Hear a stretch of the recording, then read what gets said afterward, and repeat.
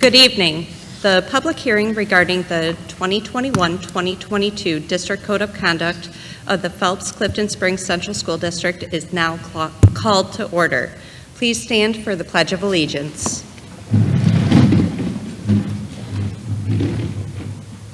I pledge allegiance to the flag of the United States of America and to the republic for which it stands, one nation, under God, indivisible, with liberty and justice for all.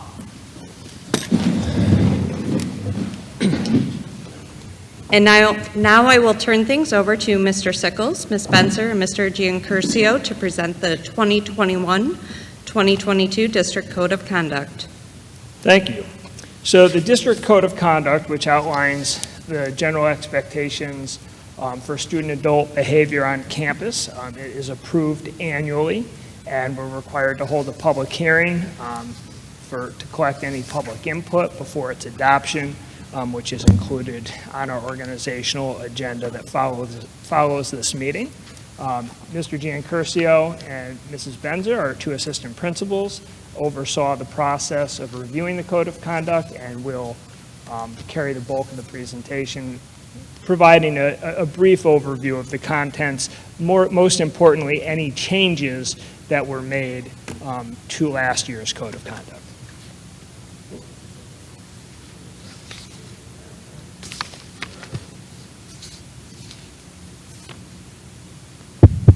Now it's on. Okay. So just briefly, just to delineate from the Code of Conduct versus the student handbooks.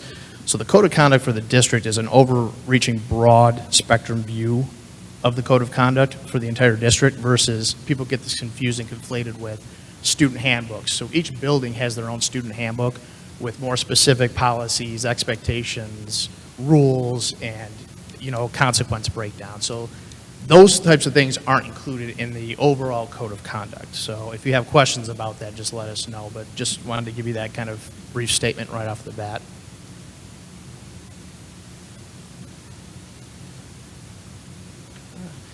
So as Mr. Sickles indicated, every single year we need to go through this process of reviewing and reapproving the District Code of Conduct. And for the last 4 years I've overseen it, and Mrs. Benzer has come along to help me out this year. So every year we have a new committee. We try to mix it up every single year to get more perspectives and different viewpoints. But typically we have administrators, we have teachers from both buildings, we have parents. We try to get parent input from both buildings as well, and we were successful to do that this year. And then we also have a student representative. So we want to get as many different viewpoints and eyes, from our district stakeholders on this as possible. So we put the lawyers to work. They did the heavy lifting. Ms. Benzer and I are not going to come up here and say that we did the heavy lifting on this one. They went through and extensively looked through our District Code of Conduct to make sure that we were up to code and we were following all of the educational laws that seem to be continuously changing on a month-to-month, year-to-year basis. So they did a fantastic job of going through and kind of doing the heavy lifting for us. So again, any changes that we made are made to the code as required by Section 281 of the Educational Law and Section 100.2 of the Commissioner's Regulations. Broad view, Mrs. Benzer is going to get into more specific details, but this is the gist of it. Most of the change came from changing the male-female pronouns and language in the District Code of Conduct to more gender-neutral language. And that's because of the update in the educational laws. So in essence, had to go through and take out all the he's, hims, hers, she's, all those types of things and replace them with they, them, that type of language. And then also the grammar nerd in me appreciated the change from the lowercase code and code of conduct references to the uppercase code and code of conduct references for the proper noun. So I was very pleased to see that as well. Now Ms. Benzer is going to take over. Okay, so the breakdown kind of falls into 10 sections, and we'll just give you a rundown of what those sections look like, starting off with the definitions. So this is where that male-female language was removed. That's where you'll see a majority of it anyways. Also, they added a definition to the harassment and bullying section, just to expand upon that, to include explanation of the term emotional harm. They also added a few prohibited categories for bullying, as well as some definitions for illegal substance, tobacco product, and under the influence. When you get to the student dress code, there were some updates around the language, specifically to include if we were to limit the dress code for people that were showing whether, their gender identity, and how that discipline towards that is not allowed. So that is specific to the dress code. And then moving on to prohibited student conduct, just added in that the infraction for violation of another student's civil rights was included, so that was updated, as well as reporting violations sections. And this is in accordance to the Dignity for All Students Act. A subsection was included to report the investigations in, of harassment and bullying and discrimination. So that was updated as well.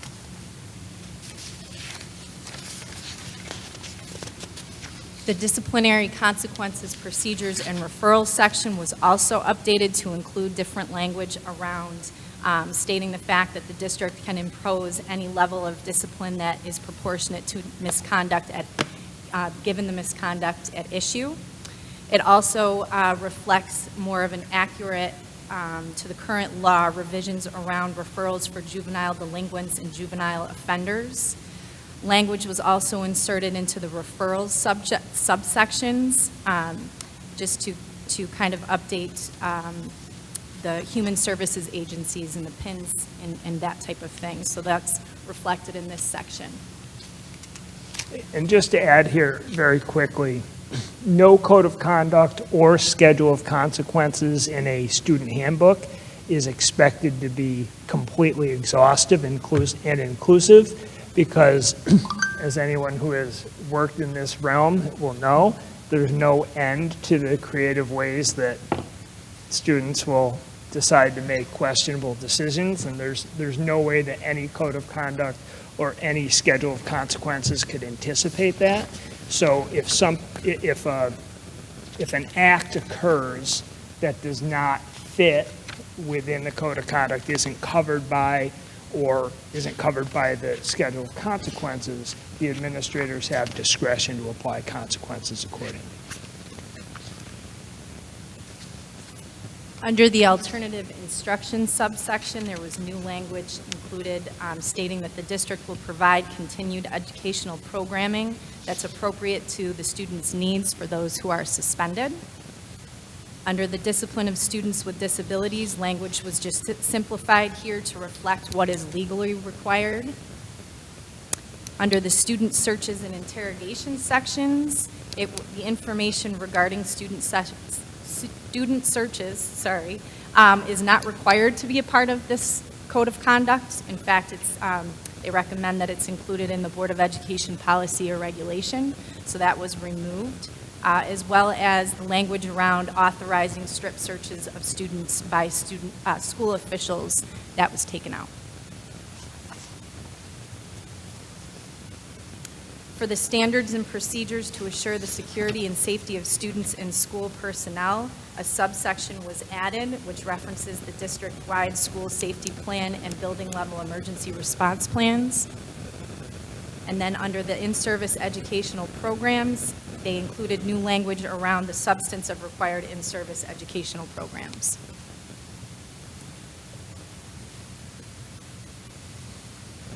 That sums up the 10 sections of revisions. Any questions? And questions are open to the public as well. If you do have a question, you're invited to the podium to ask it or to make any public comment. And that's found on our website, correct? The full code of conduct? Yeah, so every time it's updated, then it's posted in its up-to-date form. And many of the changes here were simply updates in language that reflected what we were already doing, but hadn't been, the language of the document hadn't caught up. So. All right, thank you both. Thanks, guys. Are there any questions from the board? If no questions from the public? Okay. All right, if there's no more questions or comments, I would like to adjourn this hearing. Thank you.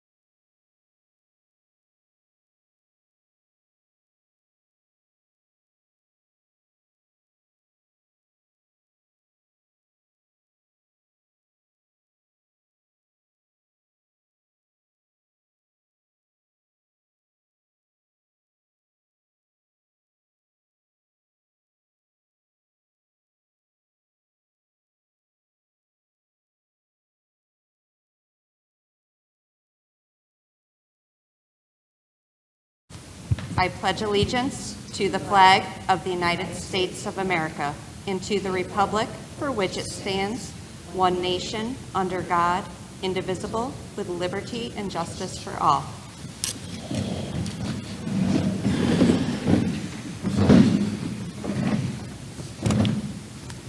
Okay, for roll call, Jake Amadon. Here. Sherry Sherbin. Here. Matt Murphy. Here. Don Miller. Here. Ryan Davis. Here. Tracy Altman. Here. Amber Wilkes. Here. Matt Sickles. Here. Tracy Marshall. Here. At this time, I will administer the oath of office to Amber Wilkes, Tracy Altman, and Don Miller.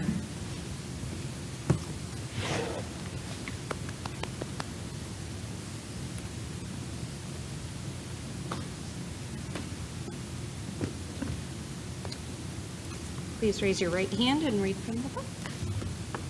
Right here. Yeah.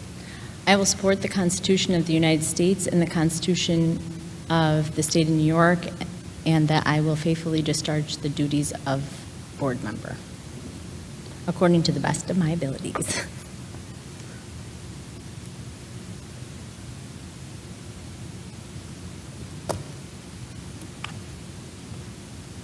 Please raise your right hand and read from the book. I, Tracy Altman, do solemnly swear that I will support the Constitution of the United States and the Constitution of the State of New York, and that I will faithfully discharge the duties of board member, according to the best of my ability.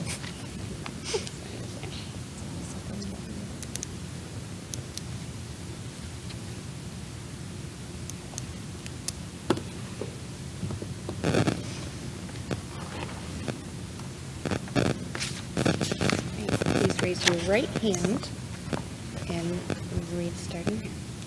I will support the Constitution of the United States and the Constitution of New York, the State of New York, and I will faithfully discharge the duties of board member according to the best of my ability.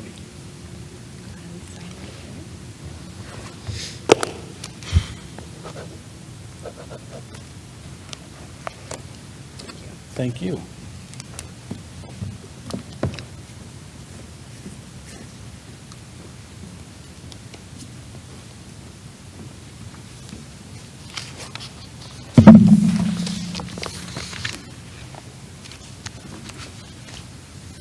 The floor is open for nominations for President of the Board of Education. Nominate Jake Amadon. Second.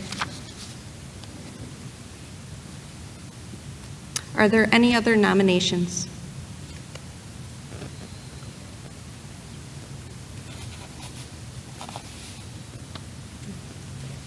I accept. Okay.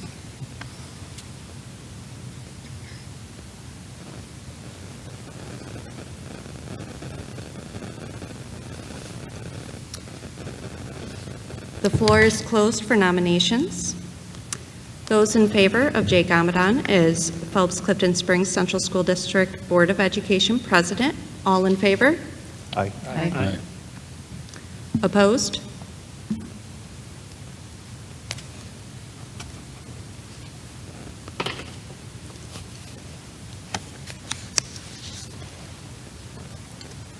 And I will administer the oath.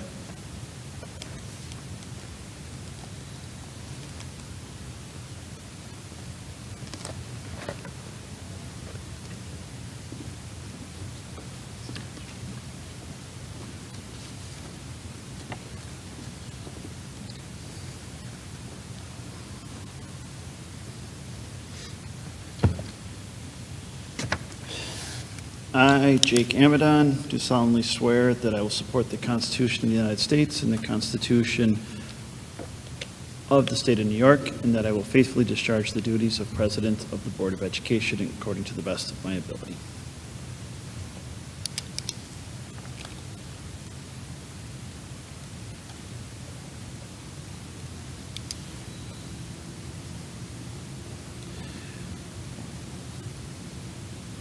I will now call for nominations for the Vice President position.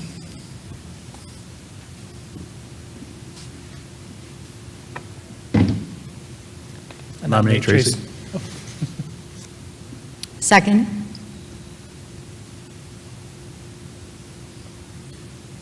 Tracy, do you accept? I do. Are there any other nominations?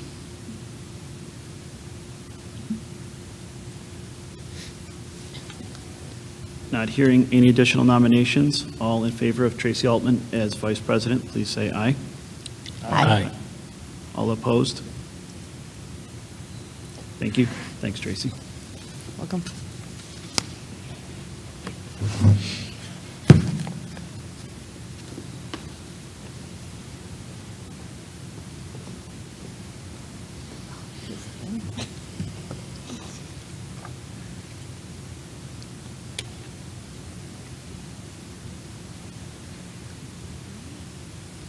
I, Tracy Altman, do solemnly swear that I will support the Constitution of the United States and the Constitution of the State of New York, and that I will faithfully discharge the duties of Vice President of the Board of Education according to the best of my ability.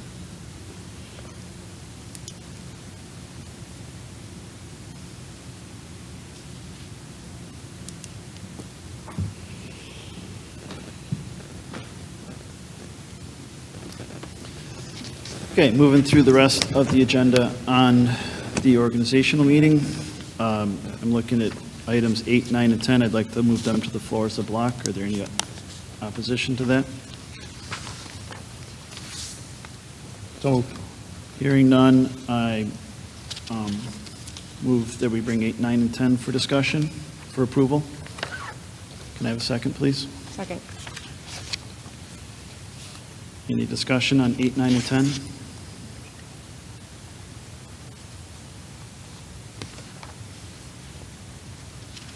Hearing none, all in favor of approving items 8, 9, and 10, please say aye. Aye. All opposed, please say nay. 8, 9, and 10 are approved.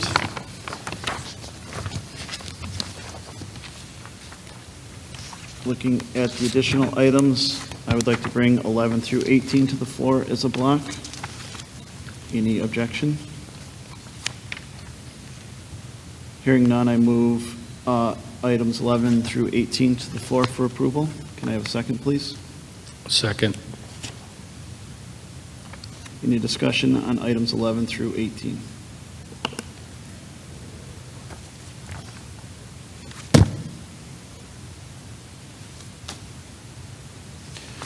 Hearing none, all in favor of approving items 11 through 18, please say aye.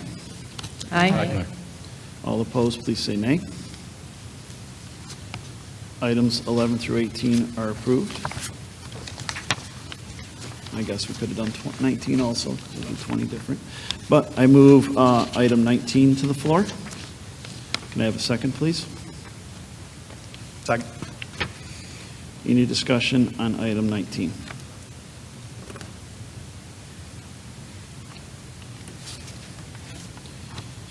Hearing none, all in favor of item 19, please say aye.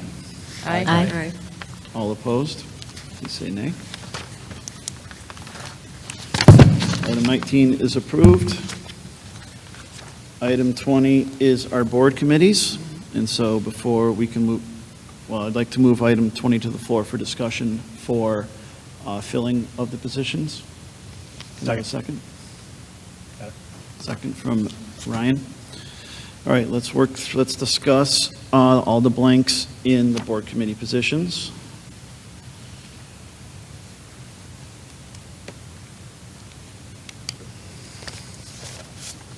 Is there any discussion on any of the positions before, or any of the committees before we do it? Nope. If nobody minds, I'd like to stay on the facilities committee while we're still in the project. Yes, I would also like to do that, please. Okay, so Ryan and Amber would like to stay on facilities.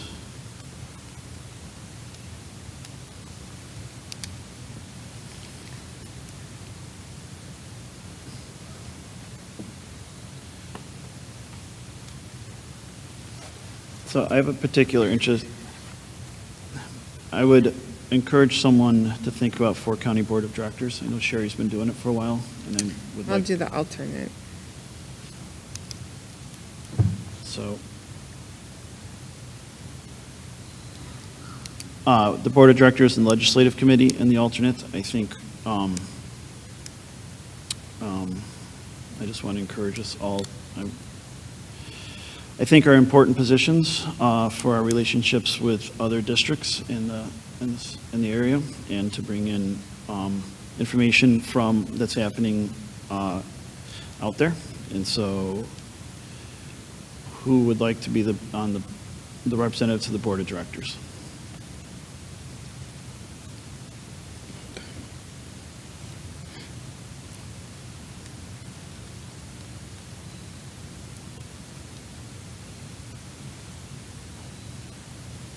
Probably not what I Say do. I would do again. the alternate for the legislative committee, but you didn't ask for that.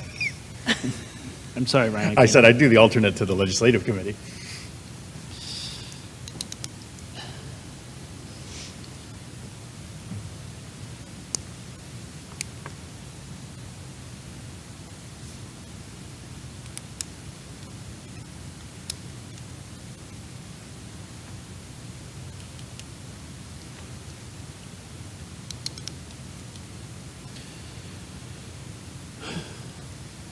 Would anybody who's served in either of those roles like to speak to the time commitment or what the role is, in case anybody has any questions? Well, for the board of directors, it's usually, I'd say, once a month, maybe once every other month. It's just really good information to see what they're doing. Like Jake said, to get to know some of the other district members. And kind of to have a say as to where, how they move forward.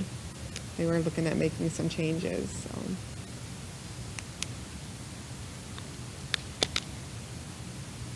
Sherry, are they night meetings? Say that again? Are they night meetings? Yeah, usually around 5:30. Sometimes Saturday mornings. That's legislative. Legislative Oh. committees Legislative. generally. The board of All right. directors doesn't usually do the weekends. Okay.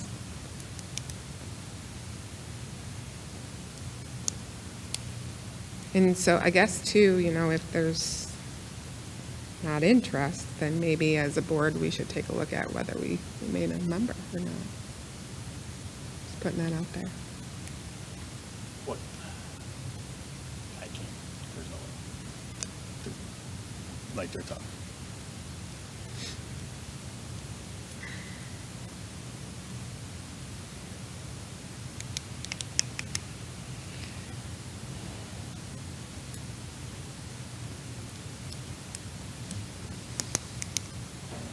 All right, we'll table Let's- that. Let's table it, move on. We'll come back and talk about that. Okay, let's go up to the top then. Academic Leave Committee. Any interest in that one? I can do that. Audit Committee. I could do that one. Matt was on it. I would like to stay on that also. Third person for Audit Committee.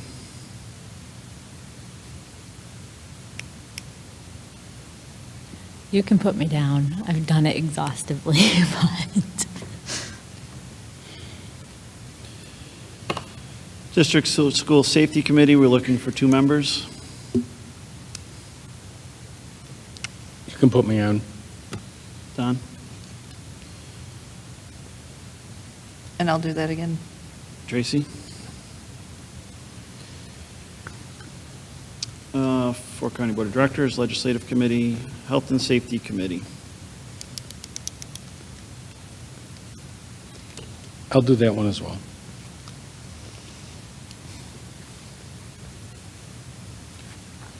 When do they usually meet?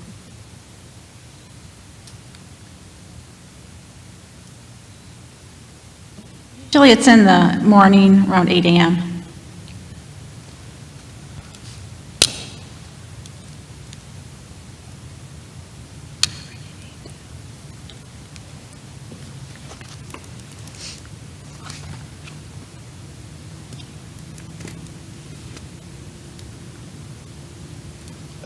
It's not monthly, is it? It's as needed, Yeah. but usually not monthly. No. I can do that. I haven't served on that. I'll do it. Sick Leave Bank Committee, 2 positions. I could stay on that one. Matt said yes. One more person, please. I'll do that one as well. Policy Committee, I'll do that. yep, I'm in that also.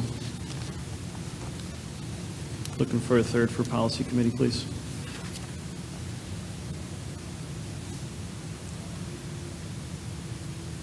Amber, I'll do audit if you do policy, because I've been on policy for Sure, ever. sure. I like it. Thank you. So what was that? I'm sorry. We're just switching. He's going to do audit, and I'm going to do policy.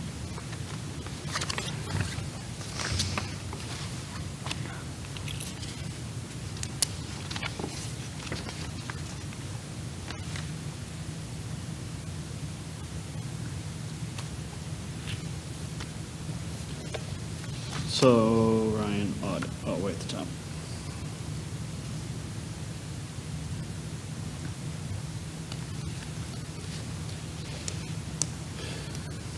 Jake, I'll handle the legislative committee. Their Saturdays generally, let's see here, they start September, October, and they're mostly done by January anyway. Yes, they are. So I'll handle it. So I moved Ryan to the representative to the Fort County Legislative Committee. Would someone like to be an alternate for him?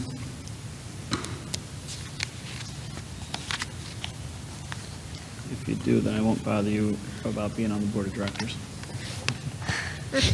Sold.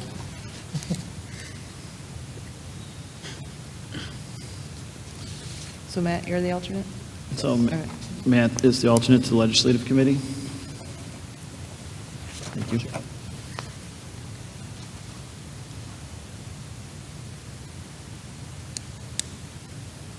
Matt, they bring donuts, so. They actually feed you quite well, actually. I did it one year also. Works for me. All right, so I will do the Fort County Board of Directors rep. So on Academic Leave Committee, I have, in addition to the printed ones, I have Tracy and Matt. On Audit Committee, no, I'm sorry. On Academic Leave Committee, I have Tracy. On Audit Committee, I have Matt, Jake, and Ryan. On District School Safety Committee, I have Don and Tracy. On Facilities Committee, I have Ryan and Amber. Fort County Board of Directors, I have Jake and Sherry as the alternate. Legislative Committee, I have Ryan and Matt as the alternate. Health and Safety Committee, I have Don and Ryan. Sick Leave Bank Committee, I have Matt and Don. Policy Committee, I have Tracy, Jake, and Amber. Any other further discussion on those positions?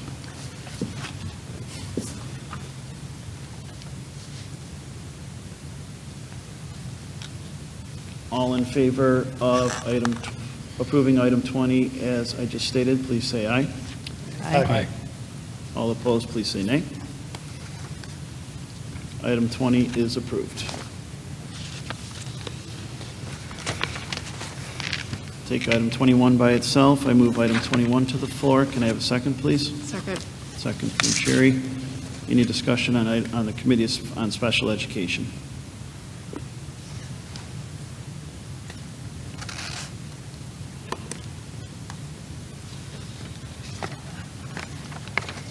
Is there anybody in the school not on the committee?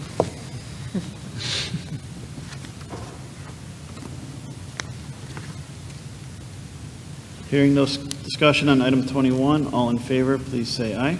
Aye. All opposed, please say nay. Item 21 is approved. If there's no objections, we'll take the remaining items. Looks like 22 through 26 as a block. Hearing no objections, I move items 22 through 26. Can I have a second, please? Second. Second from Ryan. Any discussion on items 22 through 26?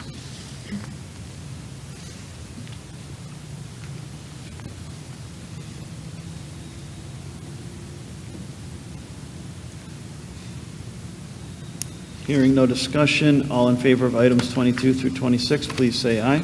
Aye. All opposed, please say nay. Items 22 through 26 are approved. This brings us to the end of the agenda on our organizational meeting. So I move that we close the reorganizational meeting.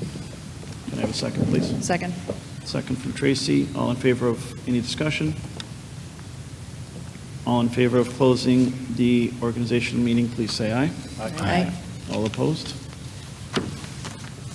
That's the end of the organizational meeting. Do we breathe or we go right into the regular meeting? Keep going. All right, so I will now bring the regular July Board of Education meeting of the Phelps Clifton Springs Central School District to order.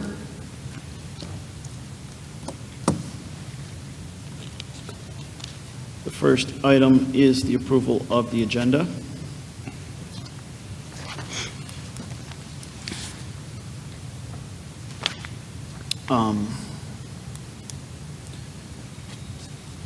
So I bring the approval of the agenda to the floor. Can I have a second, please? Second.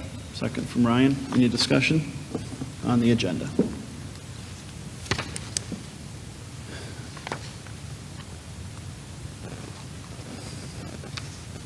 So my discussion on the agenda is that I would like to consider the approval of the agenda as moving each item to the floor as we move through the meeting.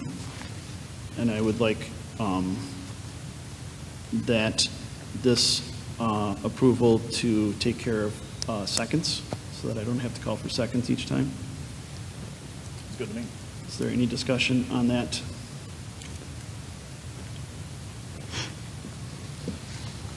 If an additional, if we wish to change the agenda as we're moving through, or any other motions that are not on the agenda, they will require a movement and a second as normal, but items on the agenda we will move through in order. Good.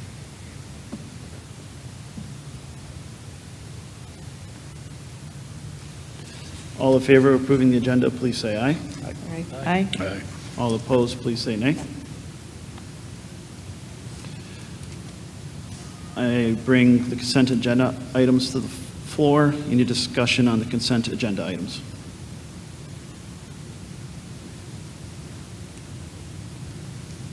All in favor of the consent agenda items, please say aye. Aye. All opposed, please say nay.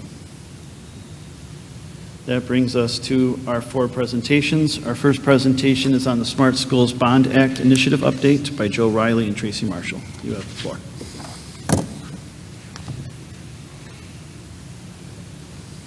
So I'd like to welcome and introduce Joe Riley to our meeting this evening. As you may recall, we hired Joe as a consultant to help with the Smart Schools Bond Act requirements. He's an expert in SED submissions, planning, and reimbursements process.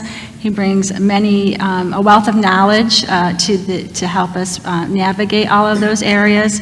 You may also recall we had some additional funding that was secured through an E-rate financing, which allowed us to add scope to the project, which will be for the middle school and high school security and safety and technology upgrades. In order to add scope to the SSBA plan, we must present to the Board of Education and get Board of Education approval to do so.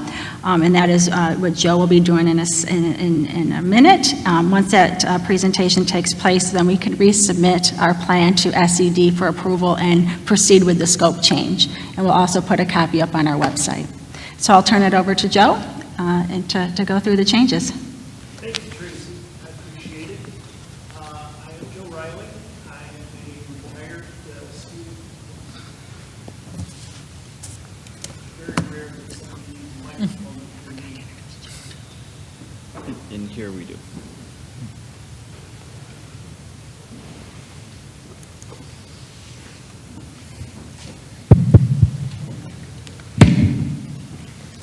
Okay, so what many people don't understand about the Smart Schools Initiative is it's extremely prescriptive. And the reason is that usually when you do a capital project, as you're working on the other side of Tracy's desk, the district takes on the loans and the bonds, and it's up to them to certify that they are meeting the scope that was approved by the voters. On a Smart Schools application, the state is taking on the debt. We get to spend the money, and they pay for it. So they are making us jump through lots of hoops, and that's what I'm here for tonight, to help the district get through all the hoops. That's what I do most of the time anyway. So, slide please. The bond was originally passed in 2014, and Phelps Clifton Springs was awarded $1.7 million to use for security, classroom devices, networking, trailer classrooms, things like that, as the district needed. Slide, please. If you ever wonder where that 1.7 million came from, they took the percentage of the New York State general aid that year and gave you the same percentage of $2 billion. So you can do the math, you figure out how much Phelps Clifton Springs costs every year. The categories were prescriptive. One of your neighboring districts said to me, but what we need is a new gymnasium. And I've said, sorry, you can't do that. And another district wanted to buy some equipment for the sports teams, and again, it's not on this list. Slide, please. You also cannot pay salaries, you cannot buy software, and you cannot pay for professional development. Why is that? Those things don't have a serial number. There's no collateral there. The banks don't want to lend you money to pay that bill. Slide, please. In your original application, your goal, which was submitted in February of last year, just before COVID hit, lucky you, and it was approved last August, was to, slide please, was to provide a safe learning environment and adequate technology infrastructure to support student learning. That is a great goal. It gives you long-term return on your investments. Slide, please. Included in this is upgrading the cabling and switching infrastructure to support a 21st century learning environment. The students with a one-to-one learning environment need a robust network. I unfortunately was working in a school district where the teachers said to us, buy us iPads. And I said, but there's no Wi-Fi in your wing of the building. And they said, that's okay, we just want the iPads. Sorry, that's not going to work. Your district was prepared to spend $740,000 on this upgrade. Slide, please. They were also interested in installing emergency classroom communication system to the tune of $454,000. Slide, please. They also wanted to upgrade the intrusion detection system and install new zoned lockdowns, almost $500,000. The attractive thing about this for you, the district, is these are things that never survive a budget. They have to either be in a capital project or in something like this, and this allows you to accomplish a huge amount of work, which is always difficult to include. Slide, please. Unfortunately, the initial emergency classroom communication plan did not include one of your buildings. There was only so much money. The administration team and the Smart Schools Planning Committee identified the worst cases and went after that for improvement. Working with Tracy, we were able to identify an additional funding stream, and that's what we're here to propose tonight. Slide, please. On the back of your phone bill, if you go way down, you know those added fees that the cable company always tells you isn't there? Well, if you go back on the back of your phone bill, you'll see a thing that's called the Universal Service Fund. And it's like $1.75 on my cell phone bill. Big deal. Well, they collect those from every phone line in America. And it works out to about $2 billion a year. And then they give it to education. Again, very prescriptive, what you can spend it on. You can spend it on network infrastructure to support instruction. So the nice thing about that little fee on the bottom of your phone bill is you get it back. Slide, please. What we're proposing is the permission from the Board of Education to apply these E-rate funds to your project and then reallocate the Smart Schools funds that were on the network that these have supplanted and use those to equip your last building with emergency communication. By the way, we can't call those PA systems. Emergency communication fits the bond, and we're allowed to do this, so. Slide, please. New York State, because we're reallocating from one category to the other, is requiring us to do an amendment. We send in the form, say, hey, we want to take it out of this and move it over here, and after 5 or 6 months, they'll tell us, okay, you can do that. Slide, please. The proposal has been on the website for the last 3 or 4 weeks, and you folks have the opportunity tonight to approve this, and then tomorrow, the superintendent can submit it for the official review by New York State. Questions from the board?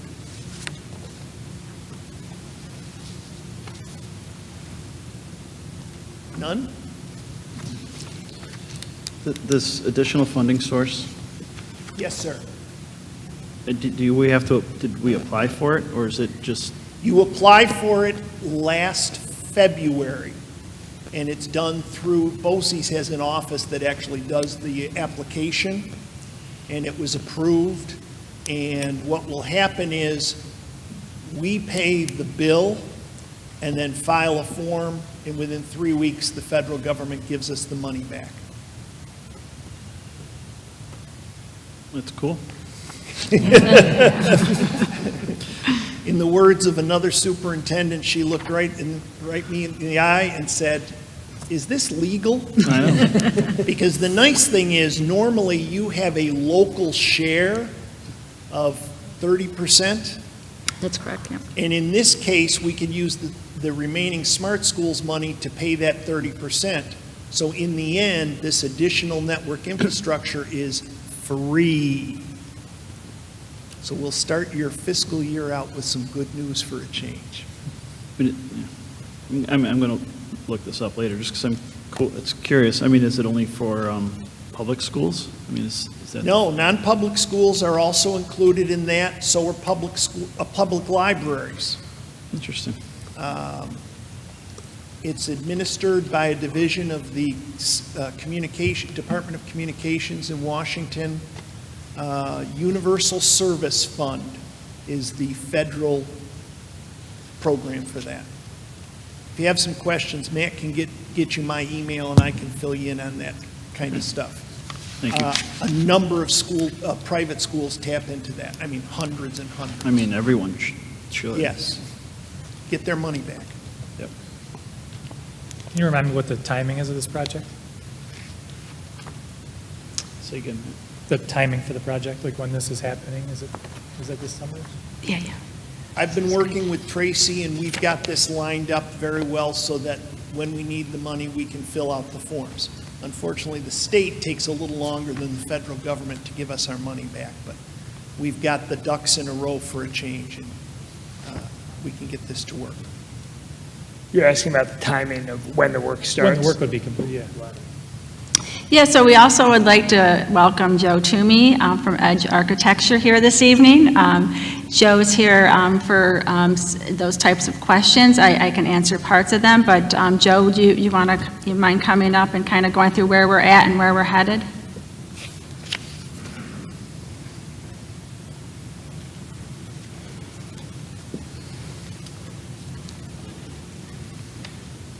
So we're currently looking to start the work in September for the SSBA, and that's going to run until probably close to the end of the capital project in the summer of 2023.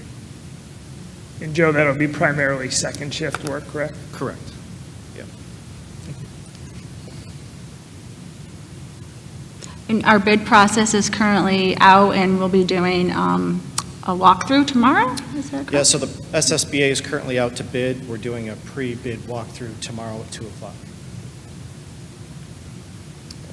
Currently, we have, just as part of the capital project, Phase 1 is approved by SED at this point, and we're looking to submit Phase 2 in the next couple weeks, which is primarily the high school, middle school scope of work.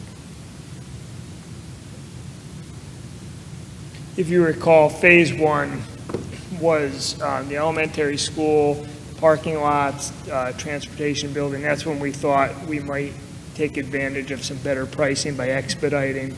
And then we were a little bit, received slower response from state ed than we had hoped for, and never received that approval till May, which would have pushed us into a terrible bidding time. So we've now pushed Phase 1 back to when we would have started the project originally, which is going out to bid this winter. Yep, probably around January.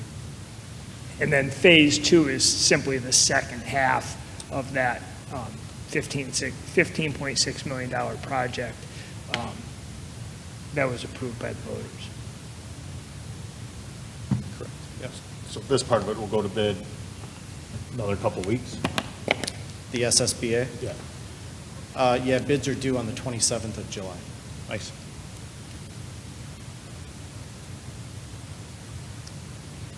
Any other schedule questions?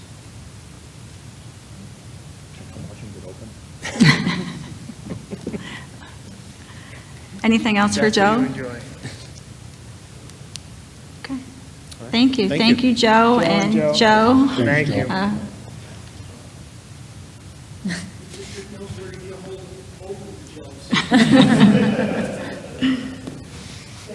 Thank you. Thank you. Thank you. Our next presentation is on ARP ESSER spending plan. Tracy Marshall and Matthew Sickles. So I know everybody's excited to hear this plan one more time. So I'll just go through it at a high level once we can get it pulled up here. So we're here to approve the final spending plan. As you recall, we went through a draft plan at the last meeting. And then today we're asking the board to approve the final plan. This is a final plan, however, it's always subject to revision if we so choose, but this is where we're at right now with this funds, and this is the plan that we have on the website, and this is what we're planning to do with the funding. So as you may recall, we have about $1.7 million of the federal allocation for the 90% of the ESSER funding. We have additional ARPA money coming down the road, but they have no plans for that application process at this time. So what we do know is we can allocate and spend the $1.7 million of that 90% of the ESSER federal funding.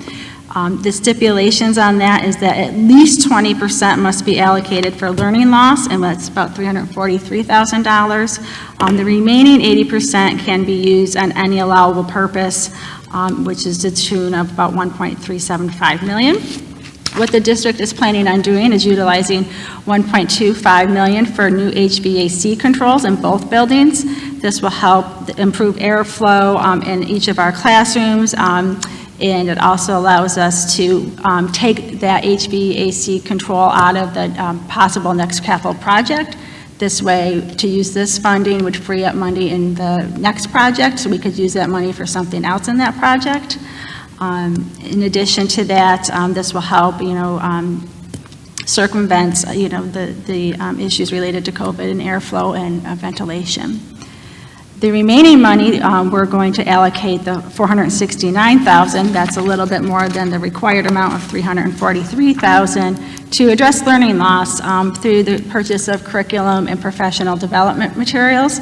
Michelle has been in my office quite frequently the past week with purchase orders, hoping to get these in once this is approved, to spend this money We've allocated about $150,000 a year.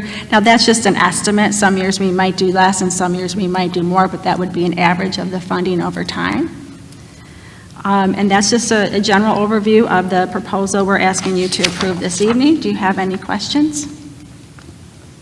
So just as a reminder, this was the one piece of the federal money. We received $4 million in total between CRISA and then 2 different parts of the ARP money. This was the one piece that required public input. So we had a public hearing, I believe it was on June 11th. To supplement that hearing voluntarily, we also posted this plan on the website and opened up a public comment box. That's why we didn't immediately have the board approve the plan just a few days later on June 14th. We kept it open. We've collected that feedback. Most of it had to do with getting kids back to school, which we expected.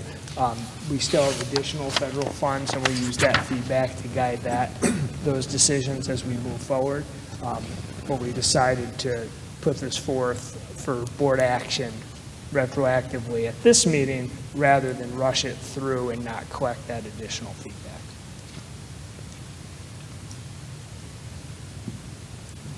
Any questions at this point? Many of you are very familiar with this information. So. Just a quick question. The cost estimate there for the HVAC controls, is that something based on estimates or bids? I mean, is that, we're pretty good Yeah, with that we number? received an estimate for that number. We'll certainly go out to bid for that work.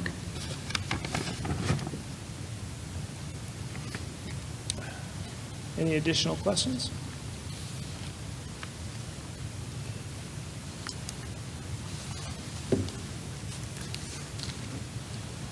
Thank you for that. Presentation C is the 2021-2022 Professional Development Plan. Lydia Shadler.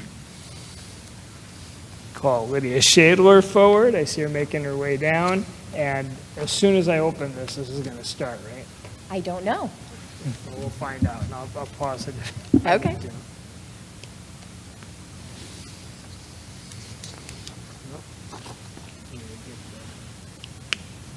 Board going again.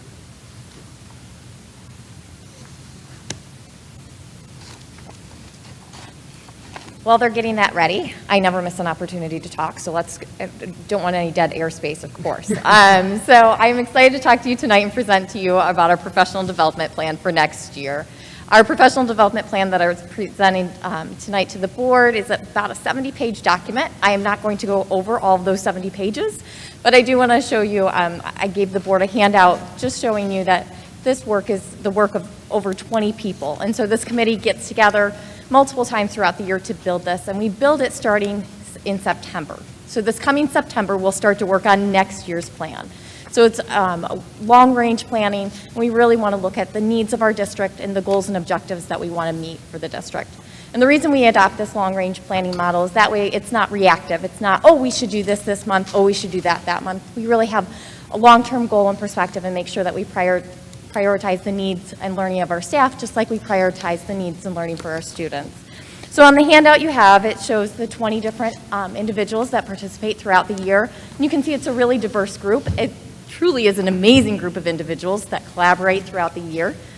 You can see that when we meet on the bottom left-hand side, and then what the Professional Development Committee does. And they are responsible for building this robust document. And inside that robust document has things like our Superintendent Conference Day agendas, which you'll see in this video a little bit about that. We have the opportunity to partner with some partners in the area, including Wayne Finger Lakes BOCES and Finger Lakes Community College. So we're excited about those opportunities to bring to our staff on Superintendent Conference Days, as well as outside experts. This coming year, we get to partner with Dr. Donna Beagle, and she is an expert in poverty, the area of poverty, and addressing student needs as students grow up, and the crisis of poverty is the language that she uses. So, Give it a shot. we're going to find out if this works. When you have the title of innovation in your title, you've got to do something a little innovative, and sometimes it works and sometimes it doesn't, so. I'm frozen.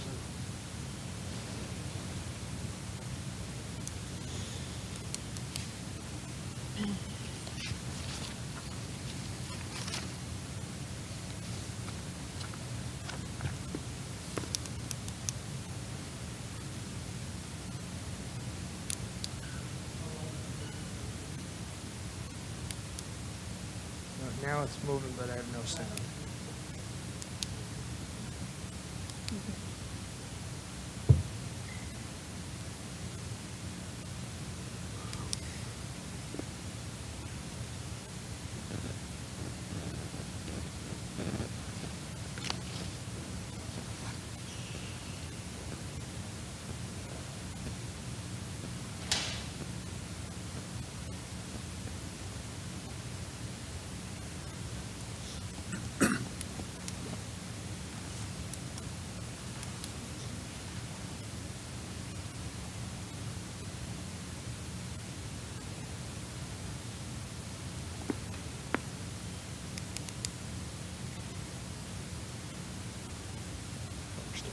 New cabling now.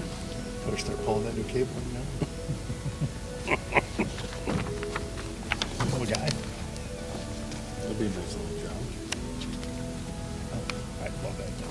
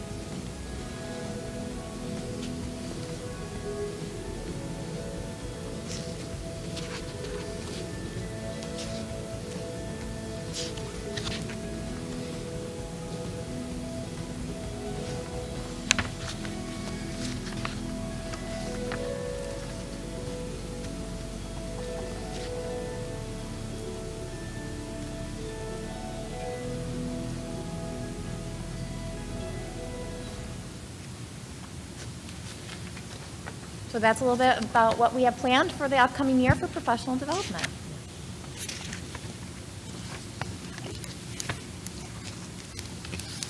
Lydia and the professional development team have brought great cohesion to our plan and have really worked hard at supporting those four main goals and looking for a wide range of opportunities and strategies for promoting them.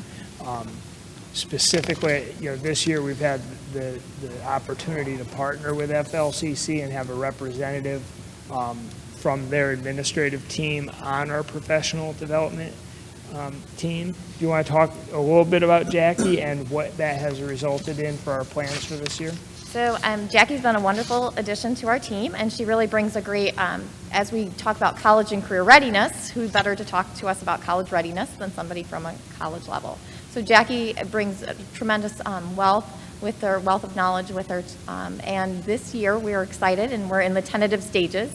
But for our March conference day, we are looking to take our conference day to FLCC on their campus and work with some of their staff and really show a really great partnership between our staff and their staff, and look forward to that collaboration together. So like, what's kind of the overall goal or vision with that partnership? The goal, I think, of that partnership is FLCC has tremendous amount of resources for us to use, and we have a tremendous amount of resources. So some of the things that we'd like to make connections and allow that cross-school collaboration for, in terms of one of the things FLCC has to offer is a music studio and their music recording, and they have quite an extensive program. So the opportunity for our music program to look and see at their facilities, see at their programs, and become more familiar with them is an opportunity for both of those departments, even though they're, two different organizations, to learn from each other and grow together. And so there's those types of opportunities. There's other individuals at FLCC that we're looking to tap into their expertise and learn from them as well. And the state also encourages districts to partner with higher education institutions in the area to build that college and career readiness linkage as well. So we're very fortunate. I also sit on a superintendent's advisory committee that meets almost monthly with the FLCC president and leadership team to hear things that they're working on that could benefit our students, but also communicate needs that we're seeing and how they can work along with us. So that relationship between the college and the local school districts has led to Jackie being available to the local districts as well as other college personnel to support a wide range of initiatives. So it really is a good partnership.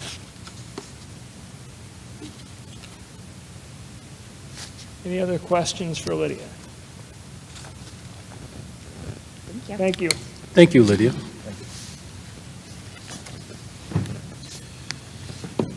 Our fourth presentation is on Eagle Time, grade 7-12 social emotional support proposal, Frank Bay Rossi, Jim Jean Curcio. You're fine. Just when you thought the presentations were over, right? Okay, so I'm up here to present a proposal that we're really excited about at secondary school. It came out of the MTSS Secondary Committee this year through our discussions in various meetings. Slide, please. I like how he said that. I think I'm gonna adapt that. Slide, please. So just a brief review of what MTSS is. It's a multi-tiered systems of support, and the visual that you want to really pay attention to is the pyramid. And so the bottom of the pyramid is Tier 1, and that represents all the interventions that all of our students get. So every single student, whatever interventions we have, those are things that are in place for all of our students.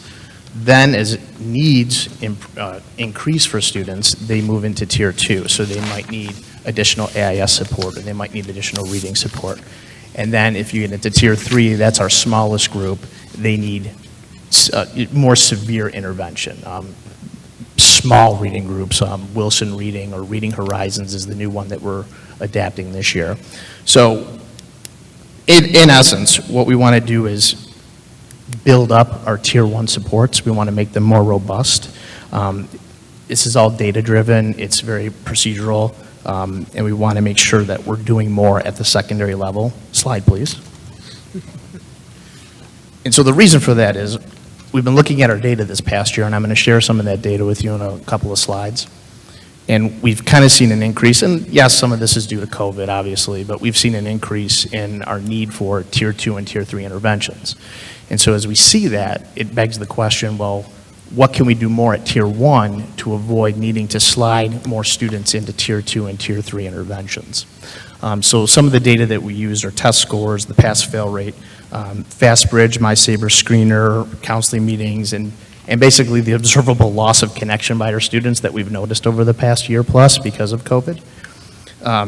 So again, seeing all of these things, seeing an increase in Tier 2 and Tier 3 interventions that are necessary for our students to be successful, looking at all that data, we realize that we need to do more at Tier 1.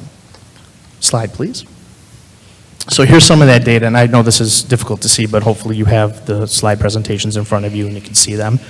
So this first slide just kind of shows you the ninth grade My Sabres data that we did. We piloted this at the end of the year. So this was taken, I believe, in May. We had our ninth grade students do this. And so if you look at that top slide, or the top part of it, the total behavior at risk, in essence, 30% of our students that took that My Sabres screener show that they are at risk. That's high. 30% is high. And then the breakdown of that is 8% of them showed social at-risk behavior, 45% showed at-risk academic behavior, 86% of all of our students showed some type of at-risk emotional behavior.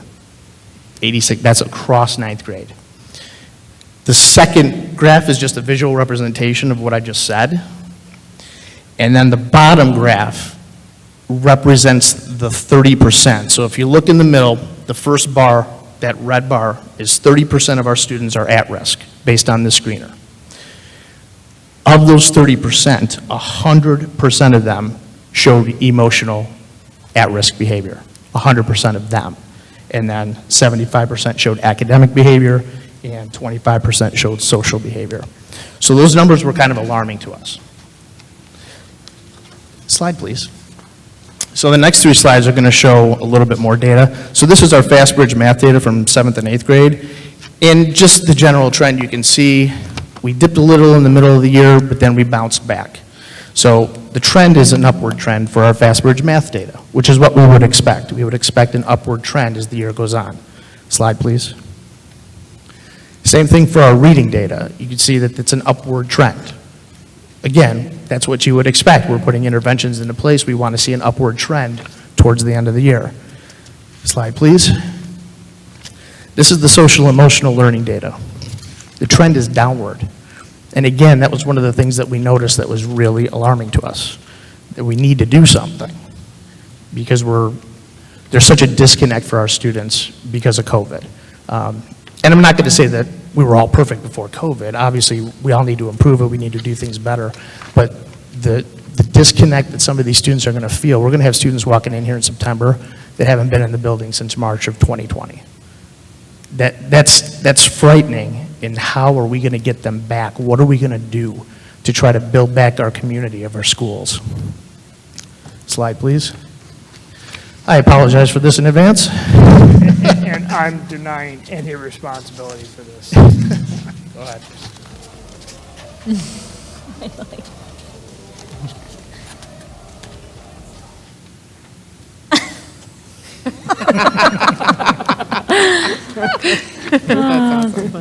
Thank you for humoring me with the laughter.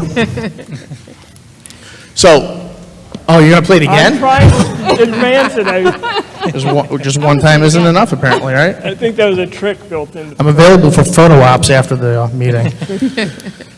So what is Eagle Time? So this is the brainchild of the MTSS Secondary Committee. And in essence, what we want to do is we want to block out a 15-minute period between first and second period every single day, where we're going to break up every single student, 7 through 12, into small groups of 10 to 12 students and partner them with a single adult, a teacher, an aide, a teacher assistant, a guidance counselor, somebody, so that they can make a personal adult connection with somebody in the building.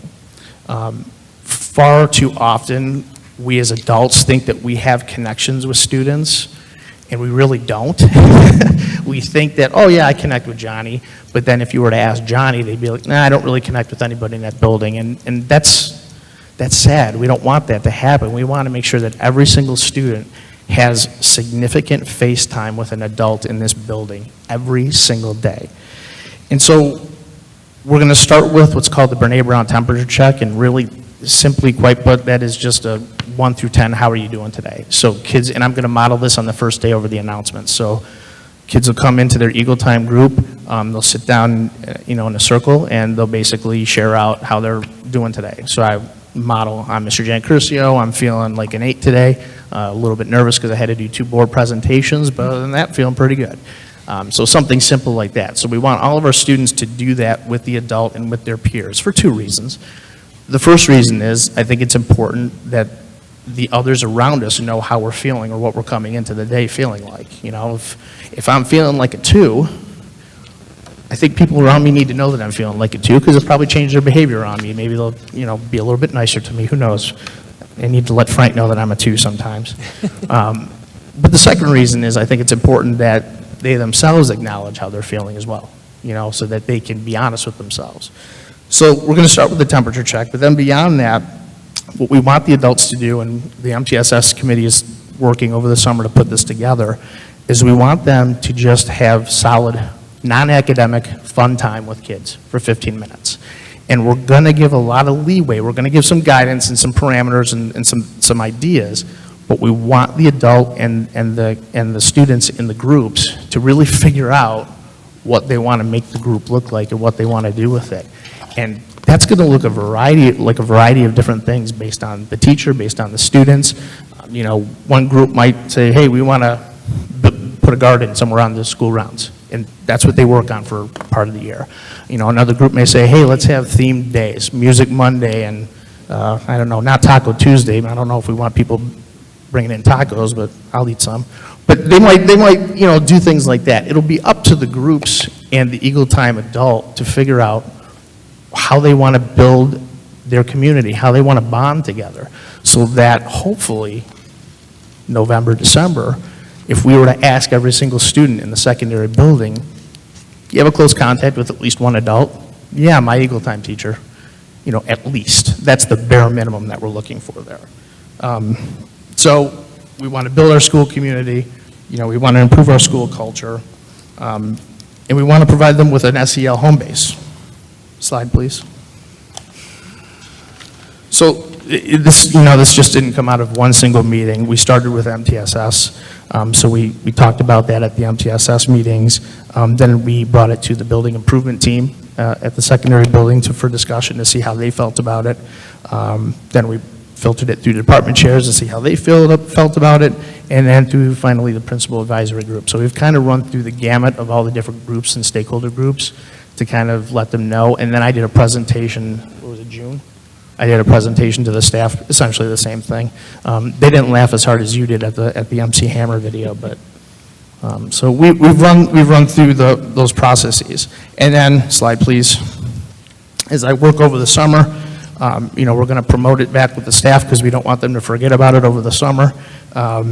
With students, parents, and the community, I plan on doing some informational videos, hopefully interject some humor in there, but let them know exactly when they come back in September, this is what Eagle Time is, so that they're not walking in there blind saying, what is this? You know, we want them to know what to expect with Eagle Time and what we're trying to accomplish. And again, day one, I plan on going on the announcements and kind of talking through that for a couple of minutes, modeling the check-in, and then letting them go and start to figure out how they're going to interact and build some community with their peers and with that Eagle Time teacher. So that's our proposal. That's what we're hoping to do this year. Any questions or comments? I'm glad to hear that it's a priority, that it's getting put into the secondary level. I think it's definitely really need. We're excited about it. This is, you know, I knew there would be like a kind of a range of feelings by some of our staff, because some of our staff, you know, might be a little bit nervous about something like this, but we're going to support them with ideas. And, you know, I've told them, and MTSS committee members have said, hey, we'll partner up groups if you're not feeling comfortable necessarily at the beginning, and, you know, help each other, because we don't want it. The last thing I want to see is walking through October and seeing kids on their phones during Eagle Time. That's like my nightmare. So we're going to do everything that we can to make sure that it works, and, you know, that there's a solid bonding going on during that time. And 15 minutes doesn't sound like a lot of time, but I think it actually is. I think it's going to be a good chunk of time for them to bond, and I'm hoping that students will be like, yeah, I get to go to Eagle Time and just have a little bit of downtime and connection with some peers and that adult.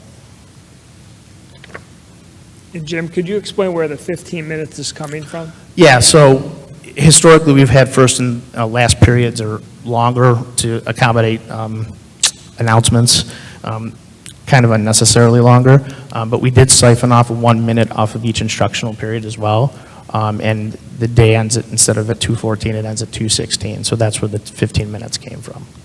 So very minimal impact on instructional time, and quite frankly, if this works, benefits are going to far outweigh any loss of instructional time. So is it tied to like the first or their second period class, or is it a No. separate group altogether? Totally separate groupings. We want totally separate groupings. How big are the groupings? I'm sorry, what? How big are the groupings? Are they like a? Roughly want to keep them 10 to 12. Okay. Ideally, I'd like it even lower than that, but we'll see. We'll have to see where the numbers are at. Love it. Keep them smaller. More effective. What's the mechanics behind that? Is there going to be something on their student schedule where they need to go? It'll show up as equal time right on their schedule between first and second. And they'll have a specific location to Yep, go each? with their teacher and with the room, yep. So there's a few details that still need to be worked out that we're working on. So that's why it's in the proposal stage, but we're confident that those details will get resolved and that we'll be able to have this in place for September.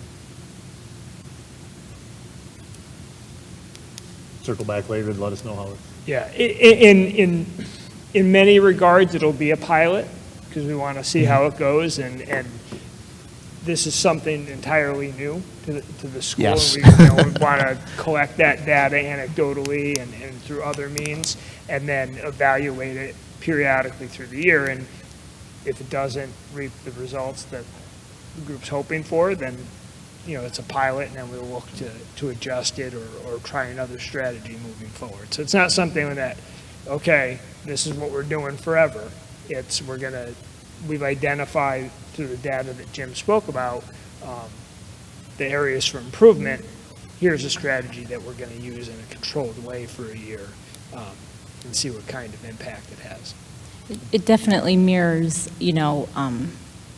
morning meeting or Circle closing time. circle that, I do at the elementary school. And I just think as kids get older and they move from teacher to teacher, that relationship just isn't there, right? So in Right. elementary school, you're with those kids all day, so you develop that relationship. And sometimes the kids that need the most relationship slips through the cracks, and they like slipping through the cracks. Do you know what I mean? They don't Yeah, get and I caught. remember, and the thing that was in my mind, one of the things that I remembered way back about 10 years ago in the middle school, we put up every kid's name around a room, and we all went out, this is when I was a teacher, and we put an X next to each kid that we thought we had a close relationship with. And the number of kids that didn't have any X's next to it, like we were like in tears. We were like, oh my God, we thought somebody had a close relationship with that kid. And like, it's just so easy for that to happen. And so hopefully this will mitigate that, if not completely eradicate it. Great, thank you. Any other questions? Thank you, Jim. Thank you, Jim. Brings us to the end of our presentations. We move on to the report section of the agenda. The first report is on the Four County School Boards Association, or from them. I believe we all received a notice that Marla Iverson is retiring or stepping down as director of the Four County School Board Association. I don't recall a next step from that I read. Vicki Ramos, the district superintendent, will step in an interim capacity while she leads a search for a new executive director. Okay.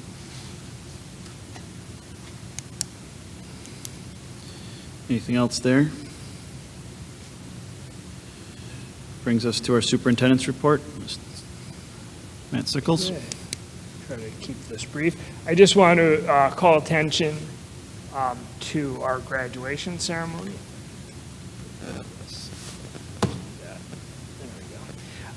So graduation was on June 26th. 26th, right? It was a Saturday. It was thankfully a beautiful day, although it gave us heart palpitations throughout the week about the weather because we were out on the football field.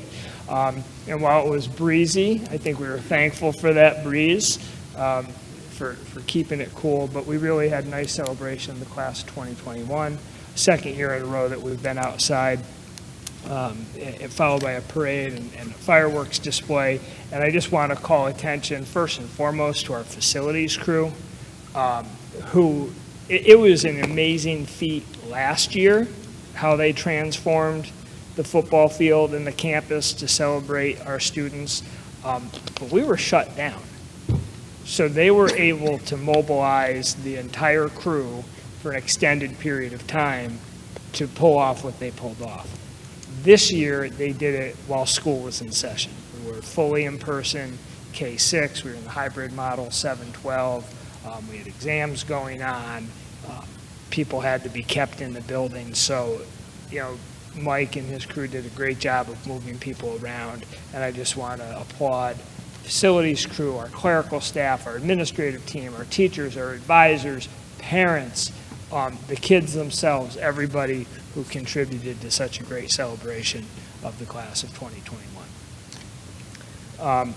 Summer 2021, a few updates. So summer school is underway in its many capacities. So our special education extended school year program started on Tuesday, July 6th. The rest of our programs, our K-5 summer skills and our 9-12 summer school began today. And then our 6-8 summer skills, which is going to be a 2-week sort of boot camp approach, is going to happen during the first 2 weeks of August. Probably the biggest news we've had this summer is, very unexpectedly, because why not? Mid last week, the Department of Health issued an email providing flexibility to school districts regarding mask wearing, and we've taken advantage of that flexibility. And our outdoor masks have not been required indoors. They're strongly encouraged for the unvaccinated, but optional by parent choice. Any unvaccinated adults are required to wear them, but the state made it very clear that this is for the summer only, so it's a nice change and it's progress, and it points hopefully towards good things for September, but they did make it clear it was for the summer only, and that the guidance that will govern September has not been released yet. I think they're waiting. They're hoping that time is a good thing, so that I think there's more opportunity.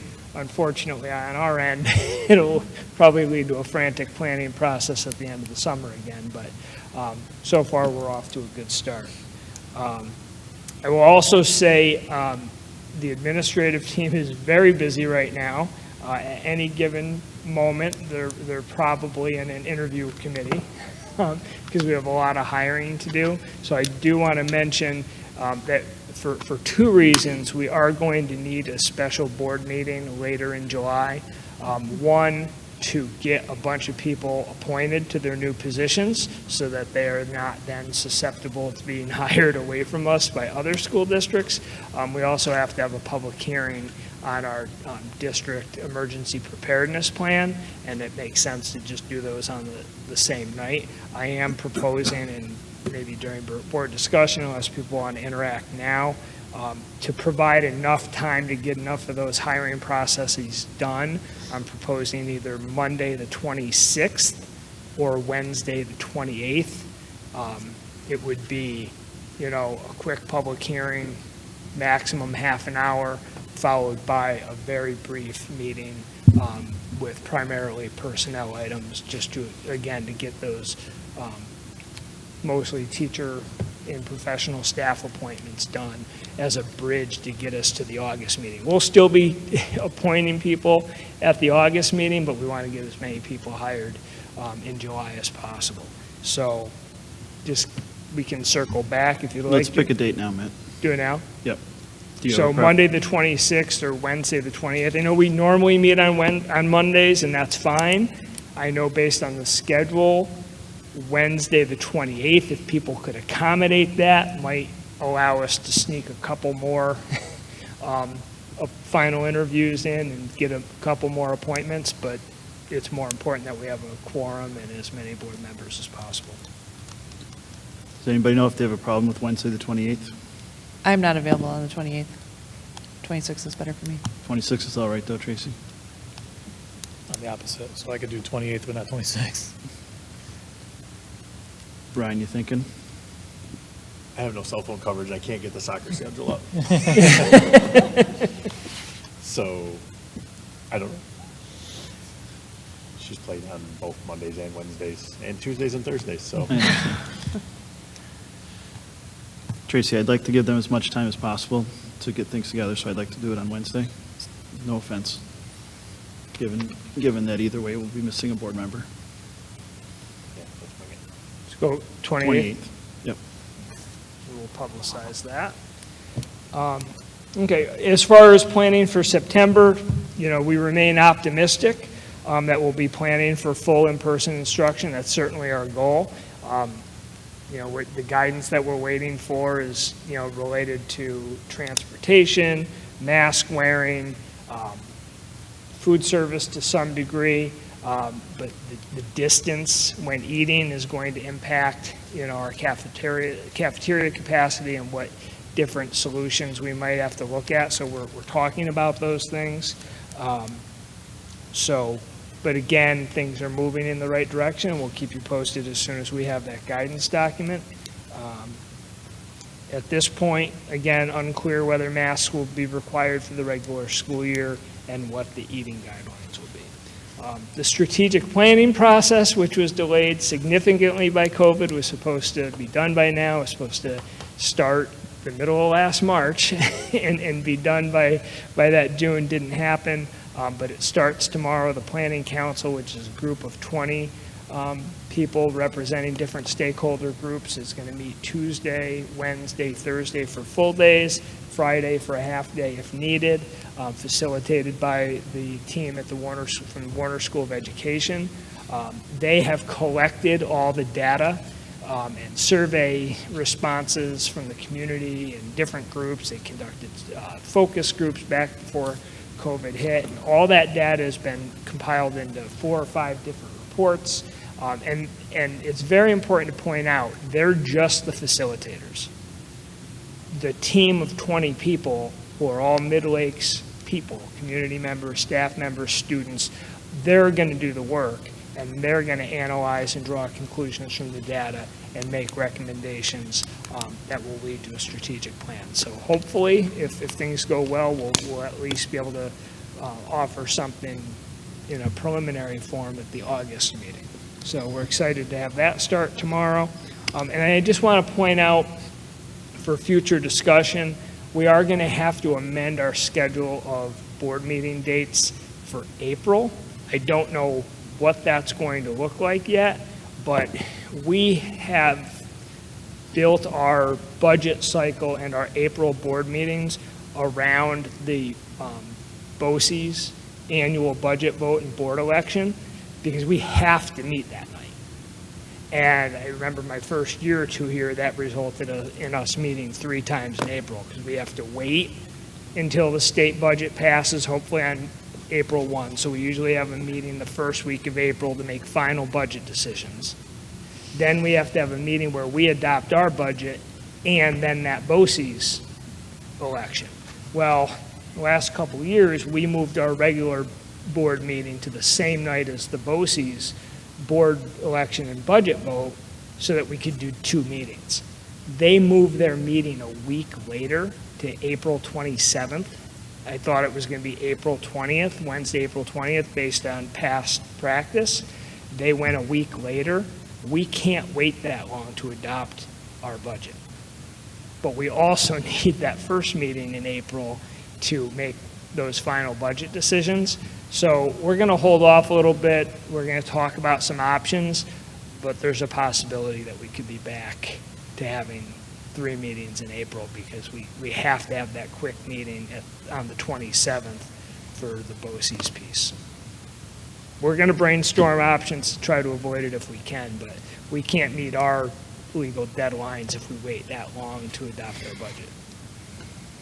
And that's it for my report.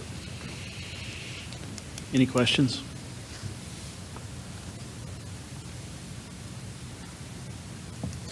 Hearing none, we move on to board discussion items. The first is our board retreat. We generally have a board retreat in the summer.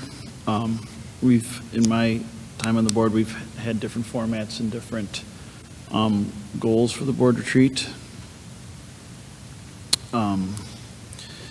Any general, let's I'm assuming that we are still interested in having a board retreat at some point this summer.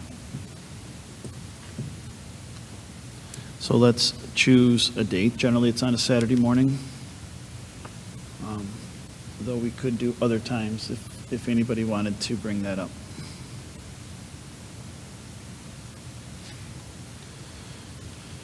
All right, as best as you can, look at your calendars. And Saturdays in July, we're not going to do next Saturday. So that brings me to the 25th or August 1st. Those are Sundays. Would be Nope, the- Sunday 1st. You're right. I apologize. The 30th, 31st, which I can't do, actually.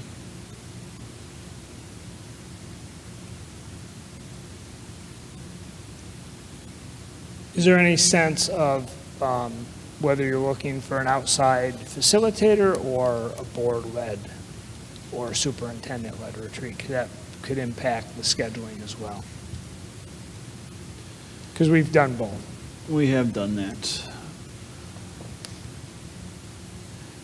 For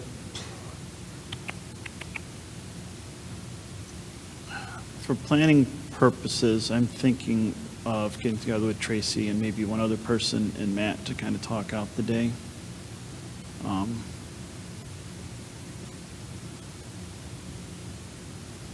So I don't think we're ready to answer that question right now, Matt, though that is.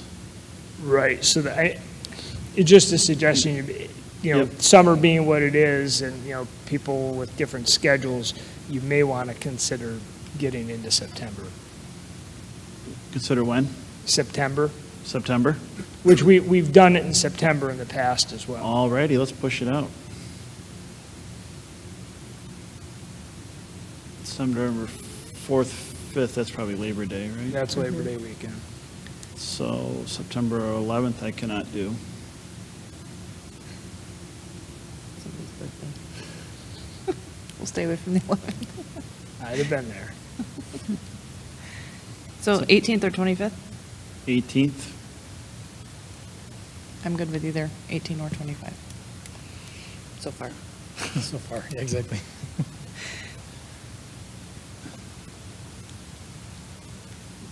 all right, so we're going to pencil in September 18th as our date.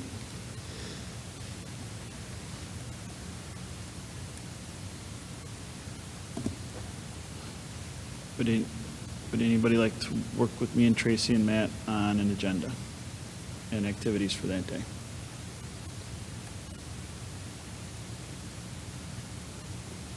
If so, if you get the idea that you want to later, you can let us know. But Tracy, you and I will figure out a time to chat this out with Matt. September 18th.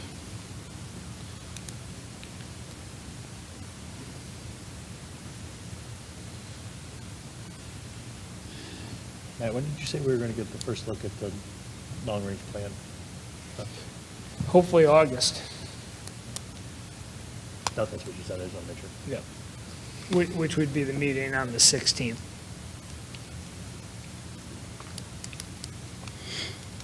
We good?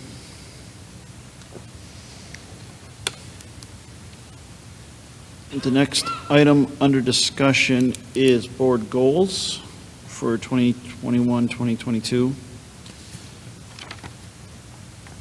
I seem to remember us figuring out our board goals at our board retreats. I think the last time we did, yes. So I'm imagining one of our items at our board retreat will be reviewing our progress at our last year's goals and then setting next year's goals. Does that sound appropriate? Yeah.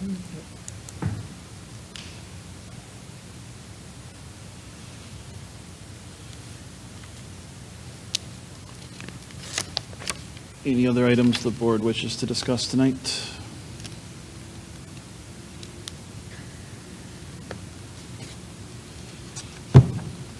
Hearing none, we'll move into public comment. The Board of Education values the input to the Mid Lakes community and welcomes public comment on any topic related to board work, with the exception of matters pertaining to individual personnel and/or students. Individual personnel and/or students. All public comments must include appropriate language and observe proper decorum. Anyone making public comment must identify themselves by name and address. Public comment period will be limited to a total of 30 minutes and one comment per person. Individual comments will be limited to 2 minutes. The board does not respond to items presented or questions raised through public comment. However, the board may discuss topics of public comment at a later time and/or contact the individual who submitted the comment. Are there any members of the public here to deliver public comment?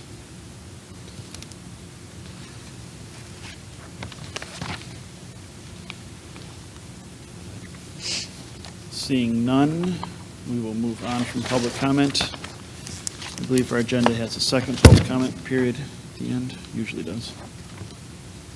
Not tonight. It will That next was time. when we were on Zoom. Well, We did that when we were on On Zoom. Zoom to give people time to type in. well, we're going to next time too. Okay. All right, new business.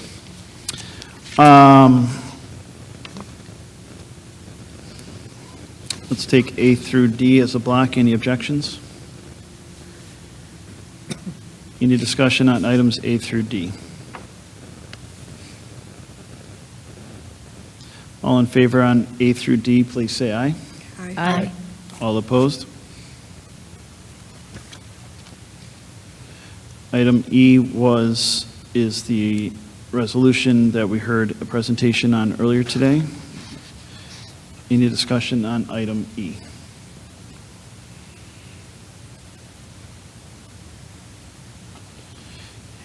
Hearing none, all in favor of item E, please say aye. Aye. All opposed?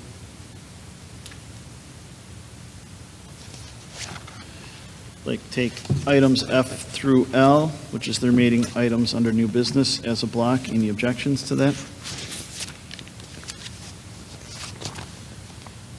Hearing none, are there any discussion on items F through L?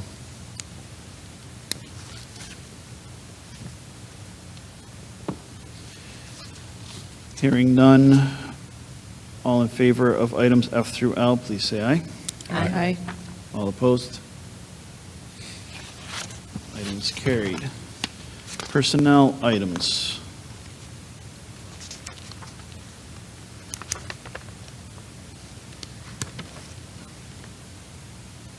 I'd like to take all personnel items A through J as a block.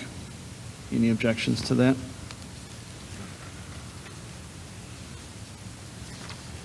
Hearing none, any discussion on items A through J?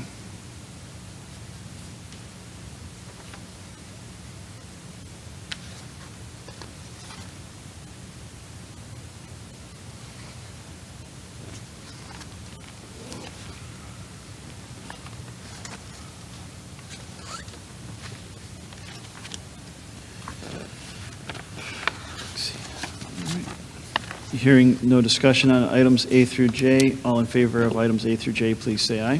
Aye. All opposed? Items A through J are carried. This brings us to adjournment and executive session. I'd like to make a motion to adjourn the regular board meeting for the purpose of entering into executive session for the purpose of discussing matters relating to the appointment, employment, promotion, demotion, discipline, suspension, dismissal, or removal of a particular person and contract negotiations. All in favor of moving into executive session, please say aye. Aye. All opposed? Thank you. We'll move into executive session. Thank you all for attending.